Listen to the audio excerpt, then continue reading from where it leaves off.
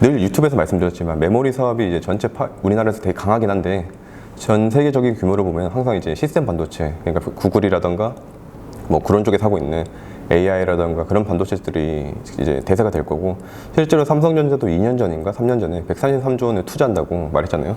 그리고 계속 투자 규모도 늘리고 있고, 그래서 삼성전자도 계속 그쪽으로 갈 것 같아요. 실제로 이재용 부회장이 최근에 이제 삼성전자 인사 제도를 이제 개편한다고 말씀드렸잖아요. 그 개편하는 게 약간 예전처럼 이제 연공 서열이라던가 그런 게 아니라 조금 성과 위주의, 또 자기 실적에 맞게 그렇게 이제 승진시켜주고 그런 걸 한다고 하는 거 보면, 이제는 이제 삼성전자도 옛날처럼 메모리 사업이 결국에는 이제 노동력이거든요. 얼마나 이제 사람을 많이 갈아넣고 오랜 시간 동안 얼마나 돈을 쓰느냐, 이게 중요한 건데, 삼성전자는 이제 그런 식으로 연공서를 없애버리고 젊은 세대를 이제 많이 끌어들이고 이런 것들을 보면 이제는 이제 시스템 반도체, 창의력이 중요한 그쪽 반도체 쪽으로 많이 투자를 하고 그쪽으로 이제 나아가지 않을까 생각하고 있습니다. 왜냐하면 시스템 반도체는 우리나라가 기존에 알고 있던 메모리 반도체랑 다르게 창의력이 중요하고, 또 이제 창의력이 중요하고 이제 그런 창의적인 생각을 할 수 있는 인재가 많이 필요한데, 우리나라는 아무래도 교육 방식이라던가 아니면 뭐 채용 과정에 있어서도 그런 부분이 많이 부족하거든요. 실제로 2017년도인가 그때 삼성전자가 대내 방송에 그런 말을 했어요. 그 구글이랑 삼성이랑 그 소프트웨어 인재 수는 비슷한데 삼성전자의 상위 5%인가 상위 1%인가 그 정도만이 구글에 들어갈 수 있다.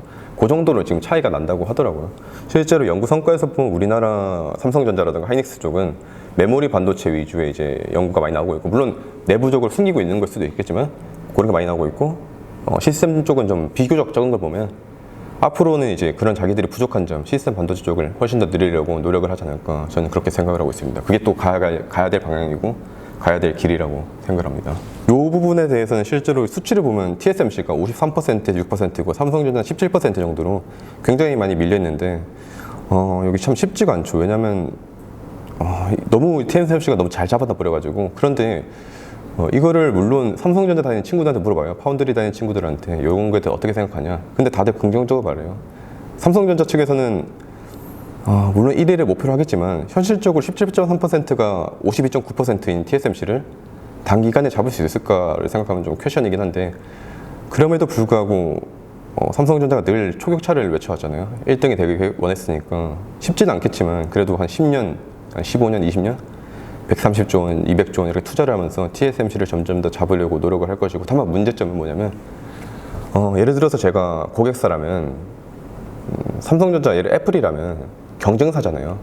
경쟁사기 때문에 아무리 삼성전자 파운드리가 좀 분리되어 있다 하더라도 삼성이랑 1인이 붙어 있다 보니까 좀 맡기기가 조금 껄끄러울 거예요, 아마.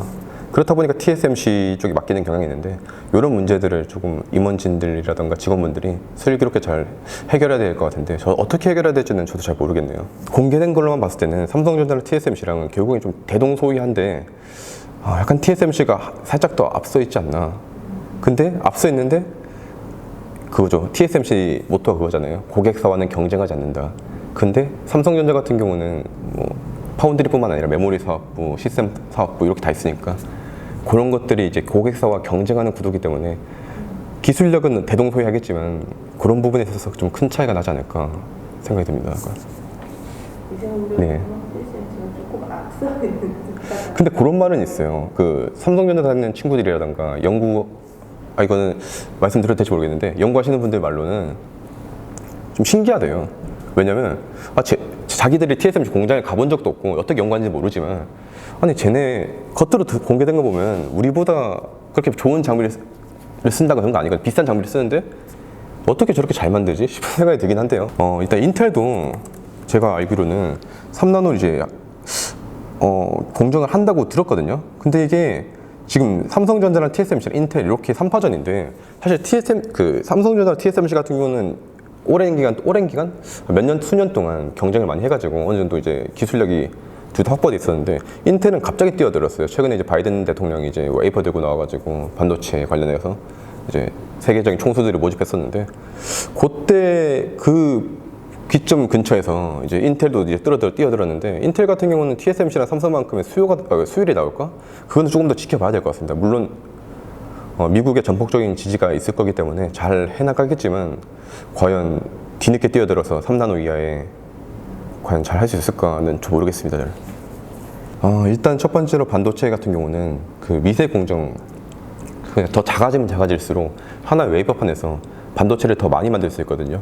제가 항상 드는 비유 중에 하나가 피자인데, 물론 여기에 대해서 전공자분들은 정확한 비유는 아니라고 말씀드리지만 일반적으로 이제 비전공자들한테는 되게 와닿는 비유이기 때문에 자주 이제 인용을 해요. 피자 한 판을 이제 나누잖아요. 썰어가지고 요 피자 한 판에서 최대한 많은 조각을 내야 이거를 한 조각에, 예를 들어 한 조각에 10,000원이라 쳐요.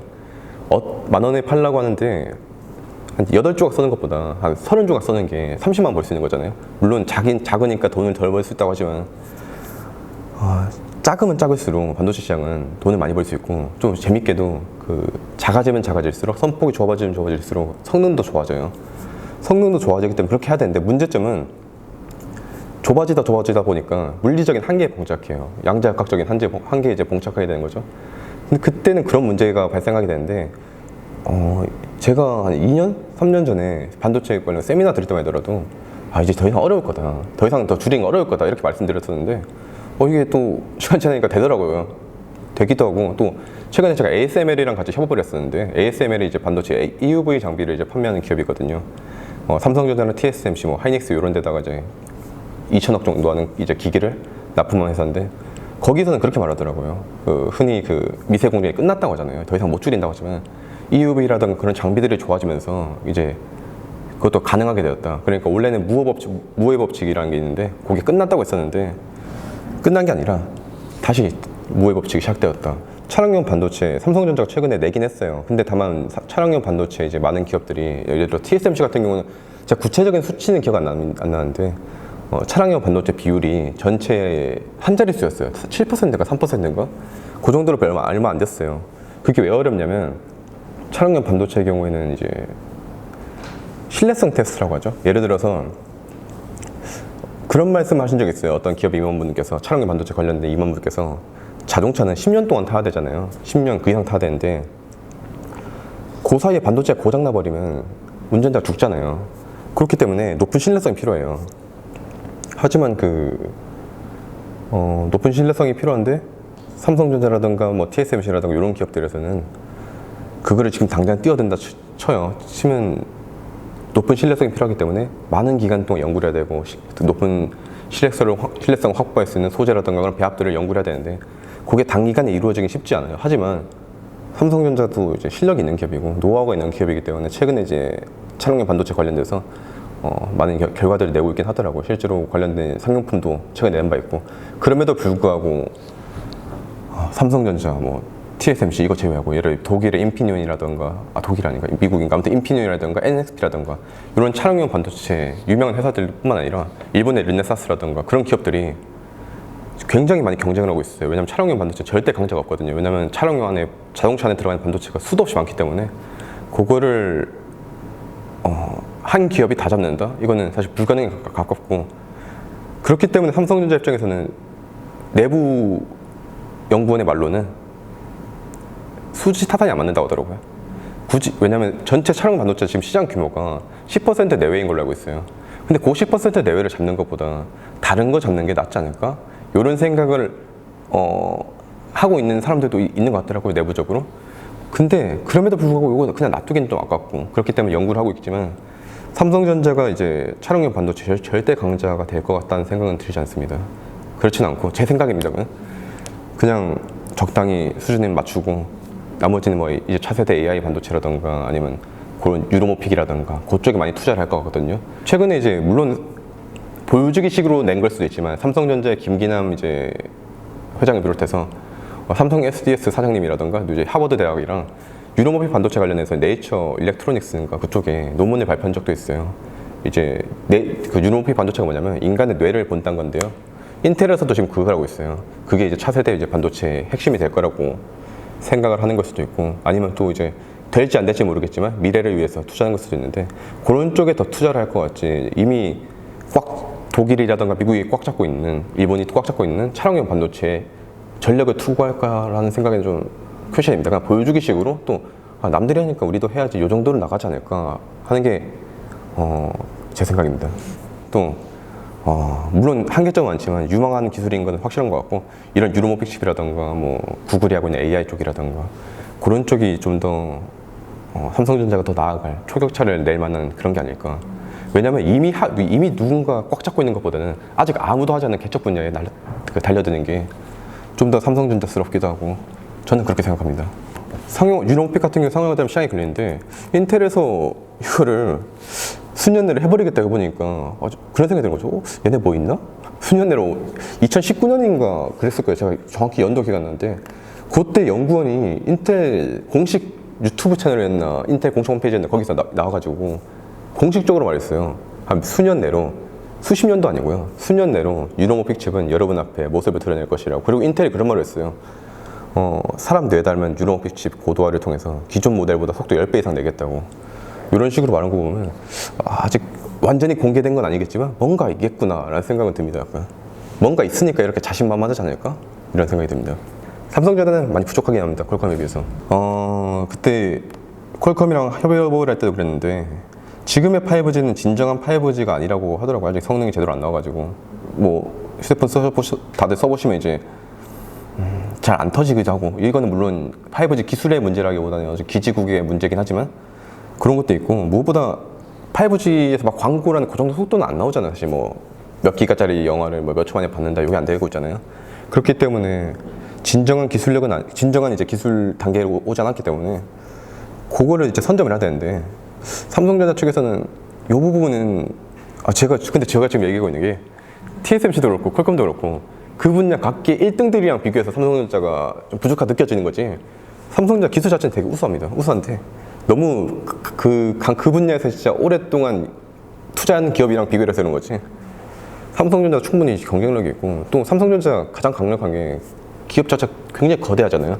거대하기도 하고 이제 거대하기도 하고 각각 분류도 다 잘 돼 있고 그렇기 때문에 충분히 경쟁력은 있을 거라고 생각합니다. 삼성전자가 돈도 많고 또 연구하고 계신 분들도 실력이 워낙 출중한 분들이 많으셔가지고 이제 지금 이제 이재용 부회장을 비롯해서 삼성전자가 이제 전체 좀 기업 자체가 좀 많이 영해지려고 노력하고 있잖아요.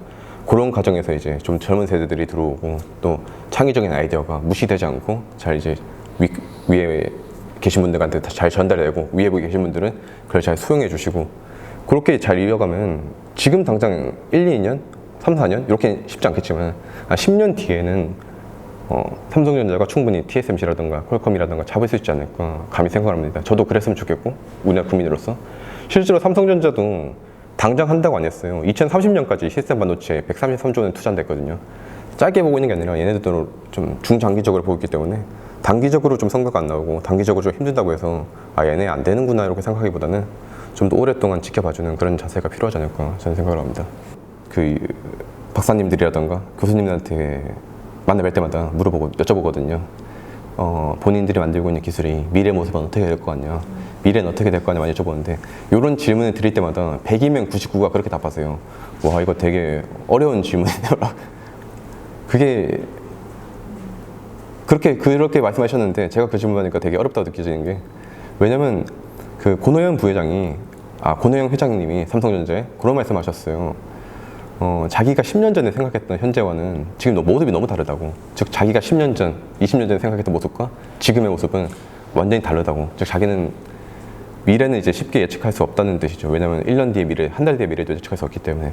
그럼에도 불구하고 감히 제 생각을 말해보면 앞서 계속 말씀드렸듯이 이제 AI라든가 유로모픽이라든가 이런 획기적인 창의력과 그런 기술력이 필요한 분야들에 많은 연구가 이루어질 거고 그런 분야를 잡는 기업이 미래 반도체 패권을 잡을 수 있지 않을까 저는 감히 그렇게 생각합니다. 애플의 새로운 칩이 기존에 있던 반도체 인텔이라던가 다 잡아먹어가지고 인텔 주주들이 그때 해외에서도 그런 말 했어요. 인텔 너희 지금까지 뭐 했어 이런 식으로.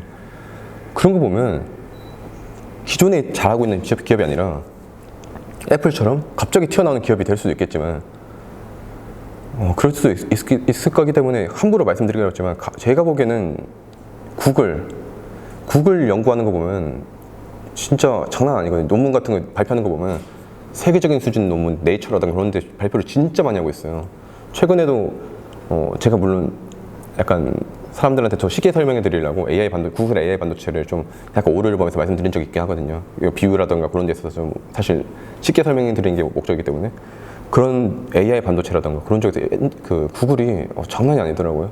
발표하는 것도 그렇고 그 연구 성과도 그렇고 실제로 물론 반도체 칩이랑 약간 다를 수 있겠지만 2년 전에 이제 양자 컴퓨터 시카모 그쪽도 구글이 먼저 해가지고 난리가 났었고 그런 거 보면 이제 구글이 정말 강점을 가질 것 같고 제 생각에는 물론 틀릴 수 있겠습니다만 구글이 강점을 가지고 있을 것 같고 애플이라던가 애플도 지금 어떻게 하고 있는지 모르겠는데 설계를 진짜 기가 막히게 잘하더라고요.